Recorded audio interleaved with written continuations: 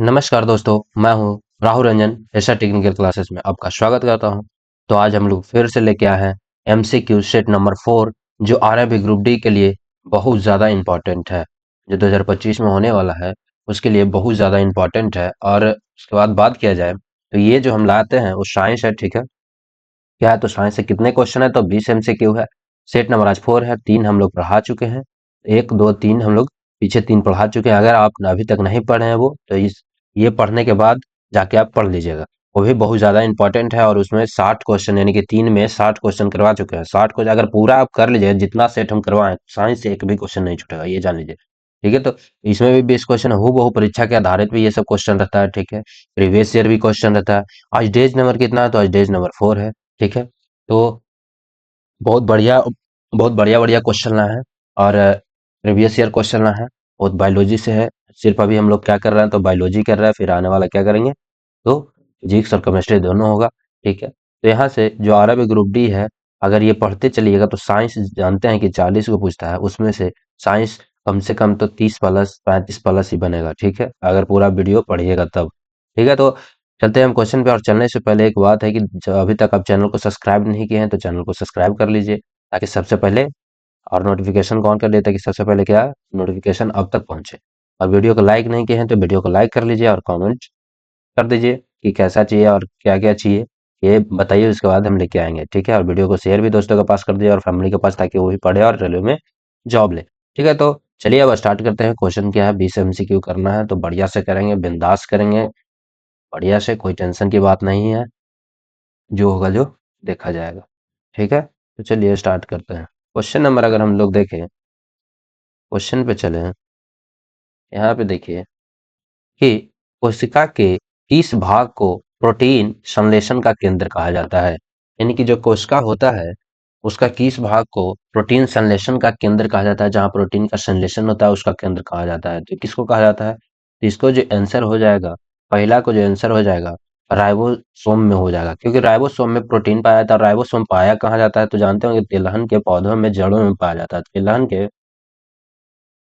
तिलहन के तेलहन का मतलब जो जो तेल होता है, जैसे हो गया सरसों, ये सब जो हो गया तेलहन और दलहन, ये सब के दलहन के पौधे दलहन के पौधे में क्या पाया जाता है, दलहन के पौधे में जैसे हो गया मसूरी हो गया, फिर ये क्या हो गया, खेसारी हो गया, ये सब जो जितना भी दलहन होता है, जितना भी दलहन जो उसे दाल बनता है और उसका जो जड़ में होता है राइबोसोम पाया जाता है, ठीक है। तो राइबोसोम पाया जाता है। राइबोसोम को क्या कहा जाता है तो यहाँ पे कोशिका के किसी भाग को प्रोटीन का संश्लेषण केंद्र कहा जाता है, तो राइबोसोम को कहा जाता है, ठीक है।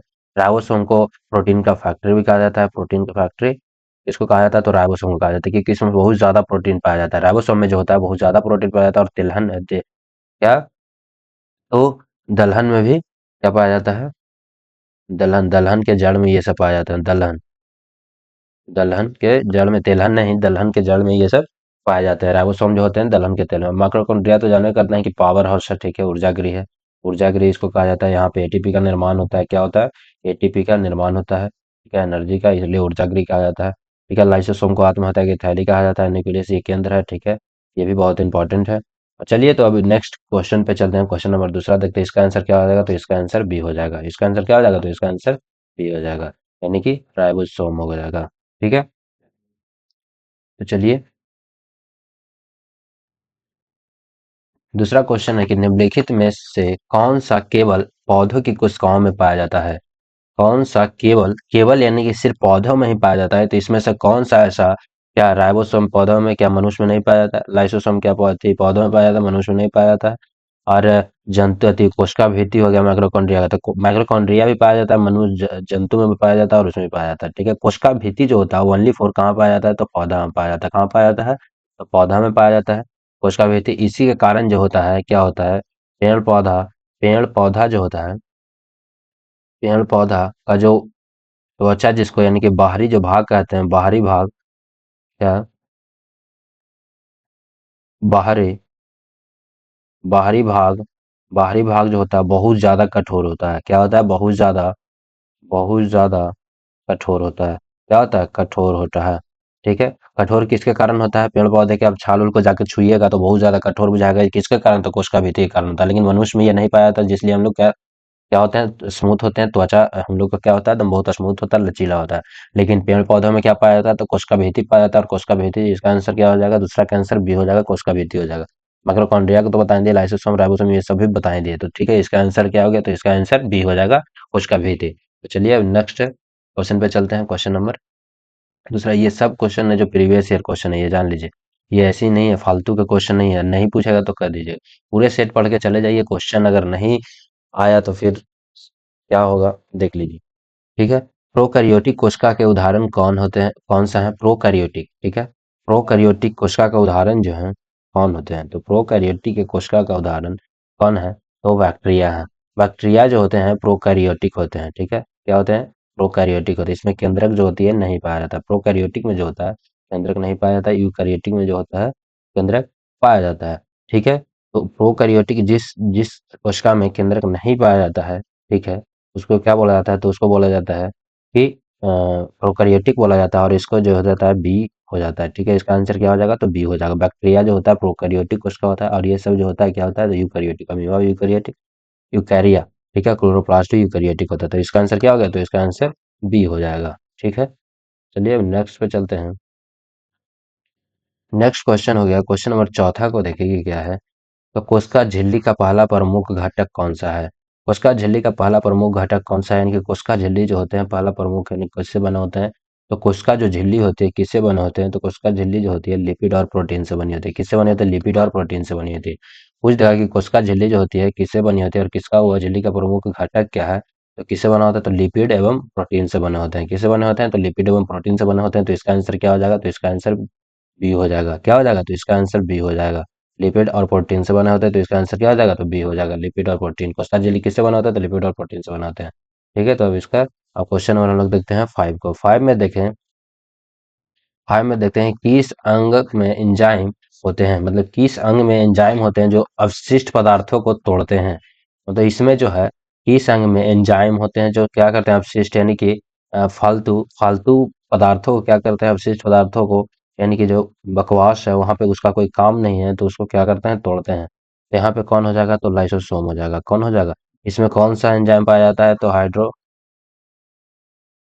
हाइड्रोलाइटिक एंजाइम पाया जाता है। हाइड्रोलाइटिक एंजाइम पाया जाता है। ठीक है, एंजाइम पाया जाता है, हाइड्रोलाइटिक एंजाइम पाया जाता है। ठीक है, इसमें कौन सा एंजाइम पाया जाता है, तो हाइड्रोलाइटिक एंजाइम पाया जाता है। ये क्या करता है कि अगर कोशिका मृत हो गया, यानी कि कोशिका मर गया, तो उसको क्या करता है, ये अपने में से हाइड्रोलाइटिक एंजाइम निकलता है और उस पर छिड़क देता है। जैसे बारिश का पानी छिड़कता है तो वो क्या हो जाता है, वो गल जाता है। ठीक है, और वो कोशिका जो क्या हो जाता है, खत्म हो जाता है। तो वहां पे क्या करता है, और इसको क्या कहते हैं, लाइसोसोम को ही क्या कहते हैं, तो कोशिका की सफाई कर्मी भी कहते हैं। क्या कहते हैं, कोशिका की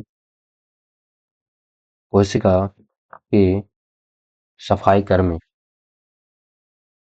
सफाई कर्मी भी कहते हैं किसको, सफाई भी कर्मी भी कहते हैं लाइसोसोम को। तो इसका आंसर क्या हो जाएगा, तो इसका आंसर बी हो जाएगा, लाइसोसोम।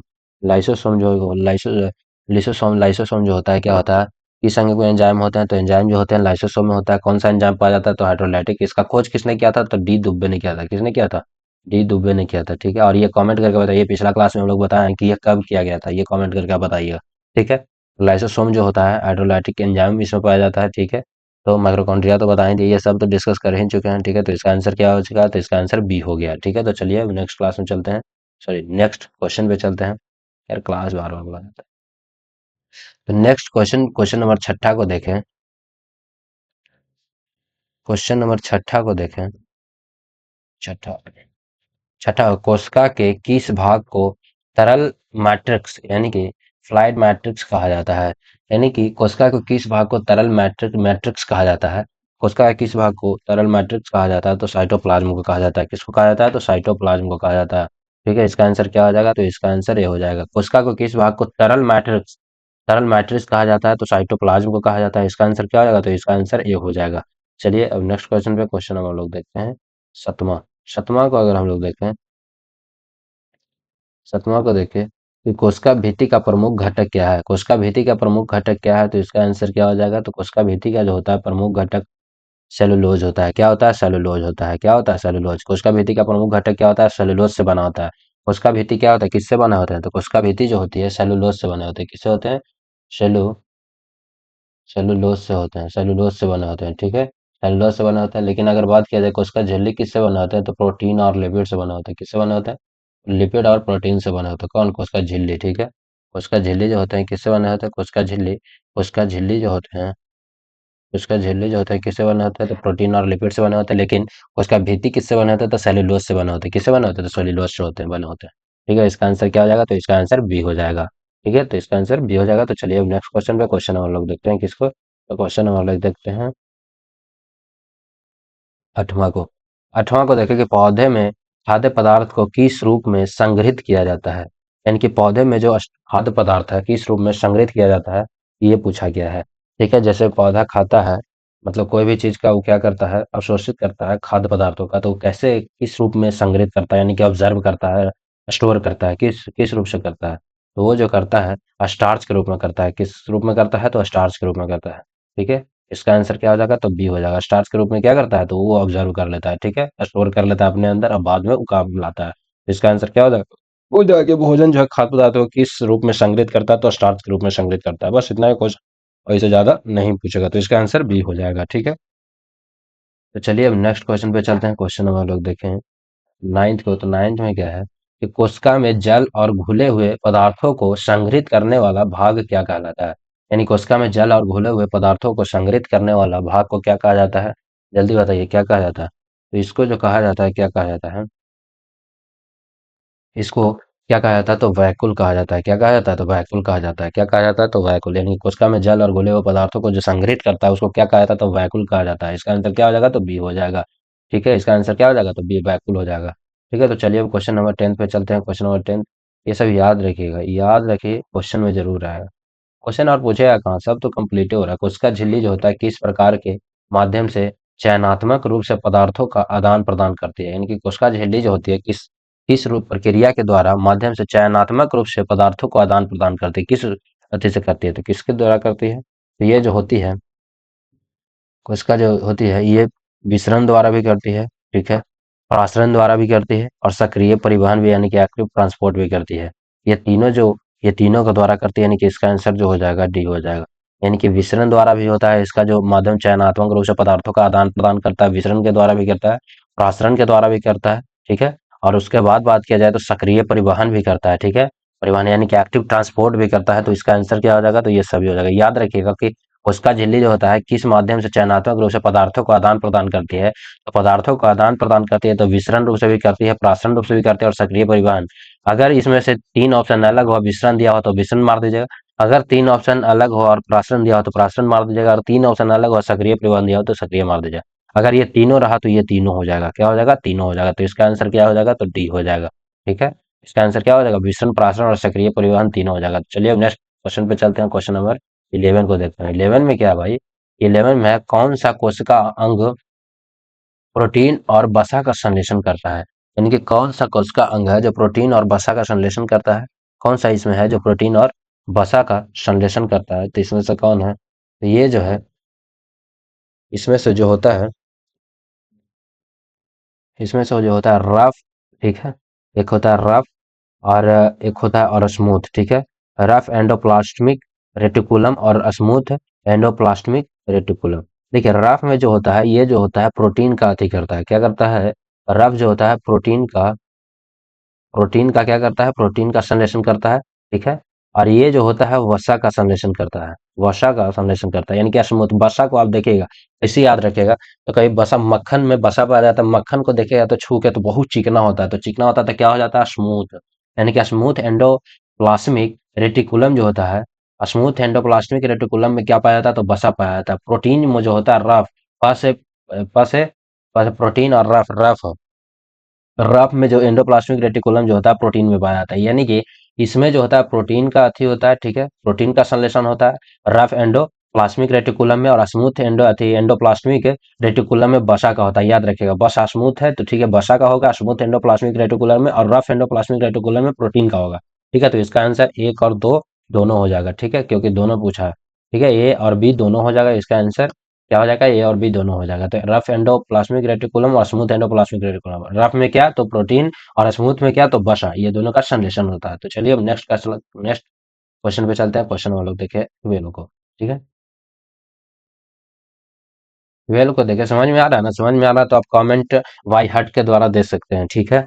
हट आप दिल भेज सकते हैं अगर समझ में आ रहा है तब, ठीक है। किस प्रक्रिया में अर्धपरागमय झिल्ली के माध्यम से पानी का प्रवाह होता है, यानी कि किस प्रक्रिया में अर्धपरागमय जो झिल्ली होती है उसके माध्यम से पानी का प्रवाह होता है। किसके माध्यम से पानी का प्रवाह होता है भाई, किसके माध्यम से, तो प्राशरण के माध्यम से होता है। किसके, तो प्राशरण के माध्यम से होता है। किसके माध्यम से होता है, तो प्राशरण के माध्यम से होता है। इसका आंसर क्या हो जाएगा, तो बी हो जाएगा। किस प्रक्रिया में अर्धपरागमय झिल्ली के माध्यम से पानी का प्रवाह होता है, अर्धपरागमय झिल्ली, अर्धपरागमय झिल्ली के माध्यम से पानी का प्रवाह होता है। किसके माध्यम से, प्राशरण के माध्यम से। किसके माध्यम से होता है, प्राशरण के माध्यम से, ठीक है। तो इसका आंसर क्या हो जाएगा, तो इसका आंसर बी हो जाएगा, ठीक है।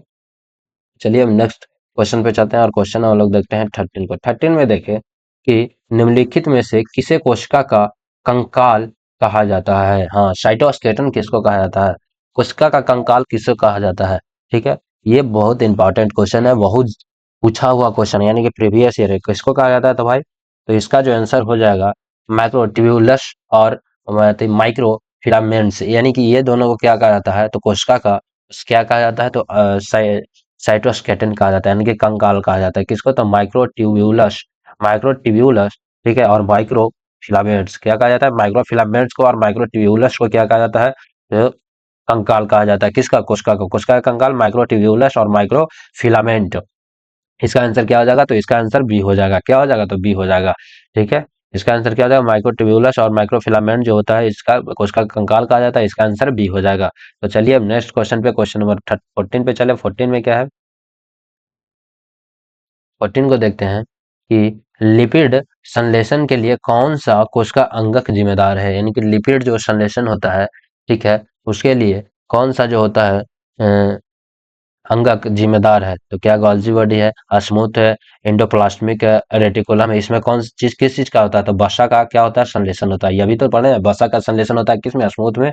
और अगर रफ पूछा रहेगा तो रफ में प्रोटीन का होता है। रफ में किसका होता है, तो रफ में प्रोटीन का होता है। याद रखेगा, ये बार बार इसलिए याद दिलवाना, ये सब क्वेश्चन पूछता है, ठीक है।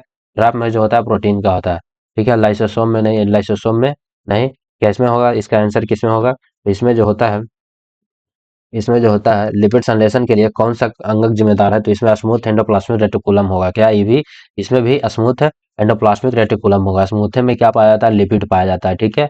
स्मूथ में ही संश्लेषित क्या हो जाता है, स्मूथ में ही लिपिड पाया जाता है, स्मूथ एंडोप्लाज्मिक रेटिकुलम। इसका आंसर क्या हो जाएगा, तो इसका आंसर बी हो जाएगा, ठीक है। इसका भी, और वसा का भी इसी में होता है, और प्रोटीन का रफ में होता है, याद रखिएगा। प्रोटीन का प वाला फ में रफ, फ या फ से प्रोटीन, यानी कि पफ जो वाला है पफ, यानी कि इसमें जो होता है एक ही होता है, तो रफ प्रोटीन, रफ प्रोटीन, ठीक है, रफ प्रोटीन ये जो होता है। और वसा स्मूथ जो होता है वसा होता है, ठीक है। तो यहाँ पे लिपिड संश्लेषण भी कहाँ होता है, तो स्मूथ है, एंडोप्लाज्मिक होता है, ठीक है। और इसका आंसर क्या हो जाएगा, तो बी हो जाएगा। ये सब क्वेश्चन बहुत मस्त क्वेश्चन है भाई। चलिए अब नेक्स्ट क्वेश्चन पे चलते हैं। कोशिका में डीएनए किस भाग में पाया जाता है। हाँ, कोशिका में डीएनए किस भाग में पाया जाता है, तो कोशिका में जो डीएनए होता है न्यूक्लियस में पाया जाता है। किसमें पाया जाता है, किसमें पाया जाता है, तो साइटोप्लाज्म और यानी कि 3 गो में पाया जाता है। किसमें किसमें, तो इसका आंसर जो हो जाएगा बी और सी दोनों हो जाएगा। क्या हो जाएगा, तो बी और सी, न्यूक्लियस हो जाएगा, ठीक है, माइटोकॉन्ड्रिया हो जाएगा और क्रोमोप्लास्ट हो जाएगा, ठीक है। ये तीनों में क्या पाया जाता है, कोशिका में डीएनए पाया जाता है। न्यूक्लियस यानी कि नाभिक में भी पाया जाता है, ठीक है, नाभिक में। उसके बाद माइटोकॉन्ड्रिया में भी पाया जाता है जो एटीपी का निर्माण करता है, ठीक है। और क्लोरोप्लास्ट में भी पाया जाता है, ठीक है, क्लोरोप्लास्ट में भी पाया जाता है। तो इसका आंसर क्या हो जाएगा, तो इसका आंसर डी हो जाएगा, ठीक है। इनके बी और सी दोनों में पाया जाता है। तो न्यूक्लियस हो गया, माइटोकॉन्ड्रिया हो गया, और क्या हो जाता है, तो क्लोरोप्लास्ट हो जाएगा। ये तीनों में क्या पाया जाता है, तो तीनों में डीएनए पाया जाता है। कौन से कोशिका के भाग में डीएनए पाया जाता है, तो न्यूक्लियस, माइटोकॉन्ड्रिया और क्लोरोप्लास्ट। याद रखिएगा, बहुत इंपॉर्टेंट ये क्वेश्चन है। पूछ देगा कि डीएनए कहाँ, चाहे नाभिक दे देगा, 3 को और अदर ऑप्शन दे देगा, या माइटोकॉन्ड्रिया भी दे सकता है और 3 को अलग ऑप्शन दे सकता है, और या क्लोरोप्लास्ट भी दे सकता है। ये तीनों को याद रखना बहुत जरूरी है। न्यूक्लियस, माइटोकॉन्ड्रिया और क्लोरोप्लास्ट, ये तीनों में डीएनए का भाग पाया जाता है, ठीक है। तो इसका आंसर क्या हो जाएगा, तो डी हो जाएगा। तो अब चलते हैं क्वेश्चन नंबर 16 पे। 16 में क्या है भाई, 16 को देखें कि कोशिका भित्ति किस प्रकार की होती है। क्या कोशिका भित्ति जीवित होती है, क्या निर्जीव होती है, क्या जीवित होती है, या पूरी तरह से परागमय होती है, क्या होती है। तो कोशिका जो भित्ति होती है क्या होती है, निर्जीव होती है। क्या होती है, निर्जीव होती है, ठीक है। कोशिका भित्ति जो होती है निर्जीव होती है। इसका आंसर क्या हो जाता है? तो बी हो जाएगा। पूछ देगा भाई कोशिका भित्ति किस प्रकार की होती है? क्या निर्जीव होती है? तो जीवित होती है। क्या अर्ध जीवित होती है? पूरी तरह से पराग में होती है। तो इसका आंसर क्या हो जाता है? निर्जीव होती है। उसमें कोई अति नहीं है। जैसे आप देखे होंगे कि उसका तना वो काट देते हैं तो कोई फर्क नहीं पड़ता, मतलब जो ऊपर वाला तिलकोइया जिसको हम लोग बोलते हैं, जैसे उसका क्या बोलते हैं, उसके लिए त्वचा है, तो उसको हम लोग काटते हैं तो वो क्या होती है? निर्जीव होती है। लेकिन उसके अंदर काटिएगा तो सजीव जो होगा, ठीक है। लेकिन अगर निर्जीव होता है, उसका वाला ऊपर वाला जो छाल होता है क्या होता है? निर्जीव होता है पौधे में। ठीक है, तो बी इसका आंसर हो जाएगा। चलिए अब नेक्स्ट क्वेश्चन पे चलते हैं। क्वेश्चन नंबर हम लोग देखें। क्वेश्चन नंबर 17 को देखते हैं। माइटोकॉन्ड्रिया जो होती है में कौन सी ऊर्जा का आदान प्रदान होती है? ठीक है, उत्पादन होती है तो एटीपी। हम लोग बार बार बता रहे थे कि एटीपी का निर्माण कहाँ होता है? तो एटीपी का निर्माण माइटोकॉन्ड्रिया में होता है। ठीक है, एटीपी का निर्माण कहाँ होता है? तो माइटोकॉन्ड्रिया में होता है। इसका आंसर क्या है? इसलिए तो इसको ऊर्जा गृह कहा जाता है। क्या कहा जाता है? तो ऊर्जा गृह कहा जाता है। यहीं से तो कहा जाता है इसको ऊर्जा गृह कहा जाता है। माइटोकॉन्ड्रिया में कौन सी ऊर्जा का आदान प्रदान होता है? तो एटीपी होता है। ठीक है, ऊर्जा का उत्पादन कौन सा होता है? तो एटीपी। इसका आंसर क्या हो जाएगा? तो इसका आंसर ए हो जाएगा। चलिए अब नेक्स्ट क्वेश्चन पे चलते हैं। क्वेश्चन हम लोग देखें। क्वेश्चन नंबर 18 को देखें कि हृदय से रक्त को शरीर में विभिन्न भागों में ले जाने वाली रक्त वाहिकाओं को कहा जाता है। यानी कि हृदय से रक्त के शरीर के विभिन्न भागों में ले जाने वाली रक्त वाहिकाओं को क्या कहा जाता है? देखिए ये क्वेश्चन है जो प्रीवियस ईयर क्वेश्चन है। ठीक है, प्रीवियस प्रीवियस ईयर क्वेश्चन है। ठीक है, प्रीवियस ईयर क्वेश्चन है, बहुत इंपॉर्टेंट क्वेश्चन है। तो क्या हो जाएगा इसका आंसर? इसका आंसर जो हो जाएगा धमनियां। धमनियां जो हो जाती है हृदय के रक्त के शरीर के विभिन्न भागों में ले जाने वाली रक्त वाहिकाओं को कहा जाता है। ठीक है, नस के द्वारा ले जाया जाता है। नस के द्वारा ले जाया जाता है, लेकिन ले जाता है कौन? धमनियां ले जाता है। ठीक है, और इसका आंसर क्या हो जाएगा? तो इसका आंसर ये हो जाएगा। हृदय से रक्त के शरीर के विभिन्न भागों में ले जाने वाली रक्त वाहिकाओं को क्या कहा जाता है? तो धमनियां कहा जाता है। इसके द्वारा ले जाया जाता है तो नस के द्वारा ले जाया जाता है। ठीक है, तो इसका आंसर क्या हो जाएगा? तो इसका आंसर ये हो जाएगा धमनियां। याद रखिएगा, बहुत इंपॉर्टेंट प्रीवियस ईयर क्वेश्चन, ये जरूर पूछेगा भाई। ठीक है, तो इसका आंसर क्या हो जाएगा? तो इसका आंसर, और यहाँ पे देखिए 19। 19 क्या है कि कौन सा कोशिकांग लाइसोसोम बनाने में शामिल होता है? ये भी बहुत इंपॉर्टेंट क्वेश्चन है। कौन सा? ये भी प्रीवियस ईयर क्वेश्चन है। ठीक है, प्रीवियस ईयर क्वेश्चन है। ठीक है, यानी कि कौन सा कोशिकांग लाइसोसोम बनाने में शामिल होता है? तो कौन सा होता है? तो गोल्जी उपकरण होता है। कौन सा होता है? तो गोल्जी उपकरण होता है। ठीक है, गोल्जी उपकरण क्या होता है? लाइसोसोम को बनाने में शामिल होता है। कौन? गोल्जी उपकरण। याद रखिए कौन होता है? तो गोल्जी उपकरण होता है। कौन होता है? तो गोल्जी उपकरण होता है। लाइसोसोम को बनाने में कौन सा होता है? शामिल होता है तो गोल्जी उपकरण होता है। इसका आंसर क्या हो गया? तो इसका आंसर डी हो गया। ठीक है, इसका आंसर क्या हो गया? तो डी हो गया। चलिए अब क्वेश्चन नंबर 20 को देखते हैं। 20 में क्या है? 20 को देखें कि कोशिका सिद्धांत का तीसरा प्रमुख बिंदु किसने जोड़ा था? यानी कि कोशिका जो सिद्धांत मिला था, सॉरी, कोशिका क्या आया? कोशिका जो सिद्धांत दिया था, कोशिका सिद्धांत, सिद्धांत किसने दिया था? तो कोशिका सिद्धांत किसने दिया था? स्लाइडेन, स्लाइडेन, स्लाइडेन और श्वान, श्वान, स्वान ने दिया था। ठीक है, स्लाइडन और स्वान ने दिया था।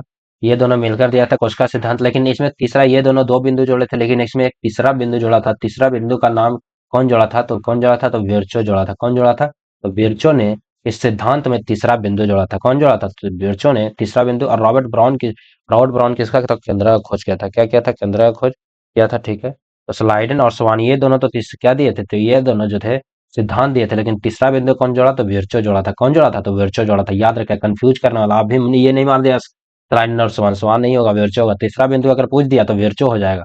ठीक है, अगर सिद्धांत पूछ दिया तो ये दोनों हो जाएगा, स्लाइडन और स्वान हो जाएगा। ठीक है, इसका आंसर क्या हो जाएगा? तो इसका आंसर बी हो जाएगा। ठीक है, तो यहाँ तक हम लोग देख चुके हैं। अब चलते हैं नेक्स्ट। तो यहीं तक क्वेश्चन था। और thank you for watching. Last तक देखने के लिए बहुत ज़्यादा धन्यवाद। और अभी तक चैनल को सब्सक्राइब नहीं किया तो चैनल को सब्सक्राइब कर दे, लाइक नहीं किया तो चैनल को लाइक कर दे, और सॉरी, वीडियो को लाइक कर दे और शेयर कर दे। ठीक है, और मेरा एक ऐसा टेक्निकल क्लासेस क्या है, इस नाम से एक टेलीग्राम है जो लिंक दिया गया है, वीडियो के नीचे लिंक दिया गया है, आप जाकर ज्वाइन कर लीजिए। उसमें हम क्या करते हैं कि पीडीएफ वीडियो डालते रहते हैं, उसमें आप जाके पढ़िएगा। ठीक है, और बात करते हैं कि समझ में आया है तो आप कमेंट जरूर कीजिएगा। तो चलिए, धन्यवाद।